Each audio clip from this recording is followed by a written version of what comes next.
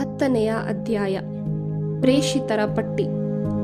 ಯೇಸುಸ್ವಾಮಿ ತಮ್ಮ 12 ಮಂದಿ ಶಿಷ್ಯರನ್ನು ಒಟ್ಟಿಗೆ ಕರೆದು ಎಲ್ಲಾ ರೋಗ ರುಜಿನಗಳನ್ನು ಗುಣಪಡಿಸುವುದಕ್ಕೂ ದೆವ್ವಗಳನ್ನು ಬಿಡಿಸುವುದಕ್ಕೂ ಅವರಿಗೆ ಅಧಿಕಾರವನ್ನು ಕೊಟ್ಟರು. ಆ 12 ಮಂದಿ ಪ್ರೇಷಿತರ ಹೆಸರುಗಳು ಇವು. ಮೊದಲನೆಯವನು ಪೇತ್ರ ಎನಿಸಿಕೊಂಡ ಸೀಮೋನ ಮತ್ತು ಅವನ ಸಹೋದರ ಅಂದ್ರೆಯ, ಜೆಬೆದಾಯನ ಮಗ ಯಾಕೋಬ ಮತ್ತು ಅವನ ಸಹೋದರ ಯೋವಾನ, ಫಿಲಿಪ ಮತ್ತು ಬಾರ್ತಲೋಮಾಯ, ತೋಮ ಮತ್ತು ಸುಂಕ ವಸೂಲಿಗಾರ ಮತ್ತಾಯ, ಅಲ್ಫಾಯನ ಮಗ ಯಾಕೋಬ ಮತ್ತು ತದ್ದಾಯ, ದೇಶಾಭಿಮಾನಿ ಎಂದು ಕರೆಯಲಾದ ಸೀಮೋನ ಮತ್ತು ಗುರುದ್ರೋಹಿ ಆಗಲಿದ್ದ ಯೂದ ಇಸ್ಕಾರಿಯೋತ. ಶಿಷ್ಯರಿಗಿತ್ತ ಆದೇಶ. ಆ 12 ಮಂದಿಯ ನಿಯೋಗವನ್ನು ಕಳುಹಿಸುವಾಗ ಯೇಸುಸ್ವಾಮಿ ಅವರಿಗೆ ಕೊಟ್ಟ ಆದೇಶ ಇದು: ಪರಕೀಯರತ್ತ ಹೋಗಲೇಬೇಡಿ, ಸಮಾರ್ಯದವರ ಯಾವ ಊರಿಗೂ ಕಾಲಿಡಬೇಡಿ. ಅದಕ್ಕೆ ಬದಲು ತಪ್ಪಿಹೋದ ಕುರಿಗಳಂತೆ ಇರುವ ಇಸ್ರಾಯೇಲ್ ಜನರ ಬಳಿಗೆ ಹೋಗಿರಿ. ಹೋಗುತ್ತಾ ಸ್ವರ್ಗ ಸಾಮ್ರಾಜ್ಯವು ಸಮೀಪಿಸಿದೆ ಎಂದು ಬೋಧನೆ ಮಾಡಿರಿ. ರೋಗಿಗಳನ್ನು ಗುಣಪಡಿಸಿರಿ, ಸತ್ತವರನ್ನು ಮತ್ತೆ ಬದುಕಿಸಿರಿ, ಕುಷ್ಠರೋಗಿಗಳನ್ನು ಸ್ವಸ್ಥ ಮಾಡಿರಿ, ದೆವ್ವಗಳನ್ನು ಬಿಡಿಸಿರಿ. ಉಚಿತವಾಗಿ ಪಡೆದಿರುವಿರಿ, ಉಚಿತವಾಗಿ ಕೊಡಿ. ಜೇಬಿನಲ್ಲಿ ಚಿನ್ನ, ಬೆಳ್ಳಿ, ತಾಮ್ರವನ್ನಾಗಲಿ, ಪ್ರಯಾಣಕ್ಕೆಂದು ಜೋಳಿಗೆಯನ್ನಾಗಲಿ, 2 ಅಂಗಿಗಳನ್ನಾಗಲಿ, ಕಾಲಿಗೆ ಕೆರವನ್ನಾಗಲಿ, ಕೈಗೆ ದಂಡವನ್ನಾಗಲಿ ತೆಗೆದುಕೊಳ್ಳಬೇಡಿ. ಏಕೆಂದರೆ ದುಡಿಮೆಗಾರನು ಜೀವನ ಆಧಾರಕ್ಕೆ ಬಾಧ್ಯನು. ನೀವು ಒಂದು ಪಟ್ಟಣಕ್ಕಾಗಲಿ ಹಳ್ಳಿಗಾಗಲಿ ಹೋದಾಗ ಅಲ್ಲಿ ನಿಮ್ಮನ್ನು ಬರಮಾಡಿಕೊಳ್ಳಲು ಯೋಗ್ಯನು ಯಾರೆಂದು ಕಂಡುಹಿಡಿಯಿರಿ. ಅಲ್ಲಿಂದ ಮುಂದಕ್ಕೆ ಸಾಗುವವರೆಗೂ ಅವನಲ್ಲೇ ತಂಗಿರಿ. ನೀವು ಒಂದು ಮನೆಗೆ ಹೋದಾಗ ಈ ಮನೆಗೆ ಶುಭವಾಗಲಿ ಎಂದು ಹರಸಿರಿ. ಆ ಮನೆಯವರು ನಿಮ್ಮನ್ನು ಸ್ವಾಗತಿಸಿದರೆ ನಿಮ್ಮ ಆಶೀರ್ವಾದ ಅವರ ಮೇಲೆ ನೆಲೆಸಲಿ. ನಿಮ್ಮನ್ನು ಸ್ವಾಗತಿಸದೆ ಹೋದರೆ ನಿಮ್ಮ ಆಶೀರ್ವಾದ ನಿಮಗೇ ಹಿಂದಿರುಗಲಿ. ಒಂದು ಮನೆಯೇ ಆಗಲಿ ಊರೇ ಆಗಲಿ ನಿಮ್ಮನ್ನು ಸ್ವಾಗತಿಸದೆ ಅಥವಾ ನಿಮಗೆ ಕಿವಿಗೊಡದೆ ಹೋದರೆ ಆ ಮನೆಯನ್ನು ಅಥವಾ ಊರನ್ನು ಬಿಟ್ಟು ಮುಂದಕ್ಕೆ ಹೋಗಿರಿ. ಹೋಗುವಾಗ ನಿಮ್ಮ ಪಾದಗಳಿಗೆ ಅಂಟಿರುವ ಧೂಳನ್ನು ಝಾಡಿಸಿಬಿಡಿ. ತೀರ್ಪಿನ ದಿನ ಆ ಊರಿನ ಗತಿ ಸೊದೋಮ್ ಮತ್ತು ಗೊಮೋರ ಊರುಗಳ ಗತಿಗಿಂತ ಕಠಿಣವಾಗಿರುವುದೆಂದು ನಾನು ನಿಮಗೆ ಒತ್ತಿ ಹೇಳುತ್ತೇನೆ.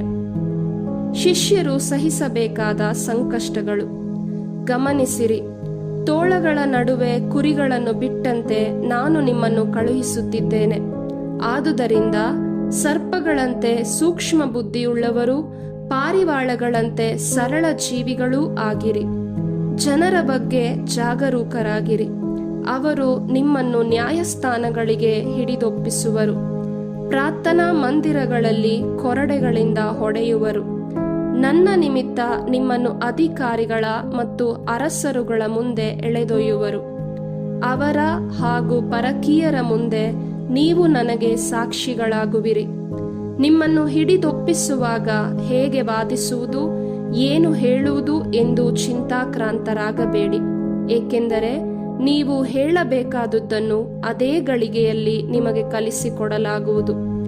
ಆಗ ಮಾತನಾಡುವವರು ನೀವಲ್ಲ, ನಿಮ್ಮ ತಂದೆಯ ಆತ್ಮವೇ ನಿಮ್ಮ ಮುಖಾಂತರ ಮಾತನಾಡುವುದು.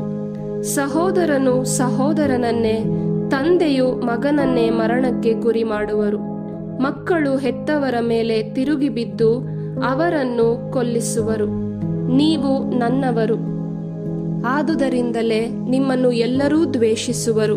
ಆದರೆ ಕೊನೆಯವರೆಗೂ ಸೈರಣೆಯಿಂದಿರುವವನು ಜೀವೋದ್ಧಾರವನ್ನು ಹೊಂದುವನು. ಒಂದು ಊರಿನಲ್ಲಿ ನಿಮ್ಮನ್ನು ಹಿಂಸೆ ಪಡಿಸಿದರೆ ಮತ್ತೊಂದು ಊರಿನಲ್ಲಿ ಆಶ್ರಯ ಪಡೆಯಿರಿ. ನರಪುತ್ರನು ಬರುವಷ್ಟರಲ್ಲಿ ನೀವು ಇಸ್ರಾಯೇಲ್ ಜನರ ಊರುಗಳನ್ನೆಲ್ಲ ಸುತ್ತಿ ಮುಗಿಸಿರಲಾರಿರಿ. ಇದು ನಿಶ್ಚಯ. ಗುರುವಿಗಿಂತ ಶಿಷ್ಯನು ಶ್ರೇಷ್ಠನಲ್ಲ, ದಾಸನು ದಣಿಗಿಂತ ದೊಡ್ಡವನಲ್ಲ. ಗುರುವಿನಂತೆ ಶಿಷ್ಯನೂ ದಣಿಯಂತೆ ದಾಸನೂ ಆದರೆ ಸಾಕು. ಮನೆಯ ಯಜಮಾನನನ್ನೇ ಬೆಲ್ಜಬೂಲ್ ಎಂದು ಕರೆದಿರುವಾಗ ಅವನ ಮನೆಯವರನ್ನು ಇನ್ನೆಷ್ಟು ಅವಹೇಳನ ಮಾಡಲಾರರು. ಶಿಷ್ಯರು ನಿರ್ಭೀತರಾಗಿರಬೇಕು. ಜನರಿಗೆ ಭಯಪಡಬೇಡಿ. ಮುಚ್ಚುಮರೆ ಆಗಿರುವುದೆಲ್ಲ ಬಟ್ಟ ಬಯಲಾಗುವುದು, ಗುಟ್ಟಾಗಿ ಇರುವುದೆಲ್ಲ ರಟ್ಟಾಗುವುದು. ನಾನು ಕತ್ತಲಲ್ಲಿ ಹೇಳುವುದನ್ನು ನೀವು ಬೆಳಕಿನಲ್ಲಿ ಪ್ರಚುರಪಡಿಸಿರಿ. ಕಿವಿ ಮಾತಾಗಿ ಕೇಳಿದ್ದನ್ನು ಮನೆ ಮಾಳಿಗೆಯ ಮೇಲೆ ನಿಂತು ಸಾರಿರಿ. ದೇಹವನ್ನು ಕೊಂದು ಹಾಕುವವರಿಗೆ ಭಯಪಡಬೇಡಿ, ಏಕೆಂದರೆ ಅವರಿಂದ ಆತ್ಮವನ್ನು ಕೊಲ್ಲಲು ಆಗದು. ಆದರೆ ದೇಹಾತ್ಮಗಳೆರಡನ್ನೂ ನರಕದಲ್ಲಿ ನಾಶ ಮಾಡಬಲ್ಲ ದೇವರಿಗೆ ಭಯಪಡಿ. ಒಂದು ಕಾಸಿಗೆ 2 ಗುಬ್ಬಚ್ಚಿಗಳನ್ನು ಮಾರುವುದಿಲ್ಲವೇ? ಆದರೂ ಅವುಗಳಲ್ಲಿ ಒಂದಾದರೂ ನಿಮ್ಮ ತಂದೆಯ ಅನುಮತಿಯಿಲ್ಲದೆ ನೆಲಕ್ಕೆ ಬೀಳುವುದಿಲ್ಲ. ಅಲ್ಲದೆ ನಿಮ್ಮ ತಲೆಗೂದಲುಗಳೂ ಸಹ ಎಲ್ಲವೂ ಎಣಿಕೆಯಾಗಿವೆ. ಆದುದರಿಂದ ಭಯಪಡಬೇಡಿ. ಅನೇಕ ಗುಬ್ಬಚ್ಚಿಗಳಿಗಿಂತ ನೀವು ಎಷ್ಟೋ ಮೌಲ್ಯವುಳ್ಳವರು. ಬಹಿರಂಗ ಸಾಕ್ಷ್ಯ. ಜನರ ಮುಂದೆ ತಾನು ನನ್ನವನೆಂದು ಬಹಿರಂಗವಾಗಿ ಒಪ್ಪಿಕೊಳ್ಳುವ ಪ್ರತಿಯೊಬ್ಬನನ್ನು ನಾನೂ ಸಹ ಸ್ವರ್ಗದಲ್ಲಿರುವ ನನ್ನ ಪಿತನ ಮುಂದೆ ನನ್ನವನೆಂದು ಒಪ್ಪಿಕೊಳ್ಳುತ್ತೇನೆ. ಆದರೆ ಯಾವನಾದರೂ ತಾನು ನನ್ನವನಲ್ಲ ಎಂದು ಜನರ ಮುಂದೆ ಬಹಿರಂಗವಾಗಿ ನಿರಾಕರಿಸಿದರೆ ಅಂಥವನನ್ನು ನಾನೂ ಸಹ ಸ್ವರ್ಗದಲ್ಲಿರುವ ನನ್ನ ಪಿತನ ಮುಂದೆ ನನ್ನವನಲ್ಲವೆಂದು ನಿರಾಕರಿಸುತ್ತೇನೆ. ಬಂಧುಭೇದ. ನಾನು ಲೋಕಕ್ಕೆ ಸಮಾಧಾನವನ್ನು ತರಲು ಬಂದೆನೆಂದು ಭಾವಿಸಬೇಡಿ. ಸಮಾಧಾನವನ್ನಲ್ಲ, ಛೇದಿಸುವ ಖಡ್ಗವನ್ನು ತರಲು ಬಂದೆನು. ತಂದೆಗೆ ವಿರುದ್ಧ ಮಗನಿಗೂ, ತಾಯಿಗೆ ವಿರುದ್ಧ ಮಗಳಿಗೂ, ಅತ್ತೆಗೆ ವಿರುದ್ಧ ಸೊಸೆಗೂ ಭೇದ ಹುಟ್ಟಿಸಲು ಬಂದೆನು. ಒಡ ಹುಟ್ಟಿದವರೇ ಒಬ್ಬನ ಕಡು ವೈರಿಗಳಾಗುವರು. ನನ್ನನ್ನು ಪ್ರೀತಿಸುವುದಕ್ಕಿಂತ ಹೆಚ್ಚಾಗಿ ತನ್ನ ತಂದೆಯನ್ನು ಅಥವಾ ತಾಯಿಯನ್ನು ಪ್ರೀತಿಸುವವನು ನನ್ನವನಾಗಲು ಯೋಗ್ಯನಲ್ಲ. ನನ್ನನ್ನು ಪ್ರೀತಿಸುವುದಕ್ಕಿಂತ ಹೆಚ್ಚಾಗಿ ತನ್ನ ಮಗನನ್ನು ಅಥವಾ ಮಗಳನ್ನು ಪ್ರೀತಿಸುವವನು ನನ್ನವನಾಗಲು ಯೋಗ್ಯನಲ್ಲ. ತನ್ನ ಶಿಲುಬೆಯನ್ನು ಹೊತ್ತು ನನ್ನನ್ನು ಹಿಂಬಾಲಿಸದವನು ನನ್ನವನಾಗಲು ಯೋಗ್ಯನಲ್ಲ. ತನ್ನ ಪ್ರಾಣವನ್ನು ಕಾಪಾಡಿಕೊಳ್ಳುವವನು ಅದನ್ನು ಕಳೆದುಕೊಳ್ಳುತ್ತಾನೆ.